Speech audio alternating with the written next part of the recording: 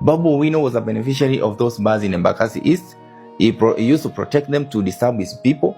He was receiving returns from those bars. And now I entered into his territory and destabilized him. And the system was like, hey, mheshimiwa tukua tunafikiri unatuchunga hapa. Especially on the Donholm, where there are so many bars that are disturbing the people in Embakasi East. But he is the beneficiary. This is one person who is known for extortion. There is Babu Owino. How many people are in jail? During Sonu time, how many people did Babu fix? Pretending to be giving them jobs. You know, me, I know Babu, like the back of my hand. I know Babu namjua kama hii mkono yangu hii. At the right time, we'll be able to tell you who Babu is. Na nataka kuwa gavana. Let me ask you. Atakufukuza Nairobi. Let me ask you. Someone who could shoot a DJ for telling him, please stop touching my girlfriends. I know how he manipulates people's minds.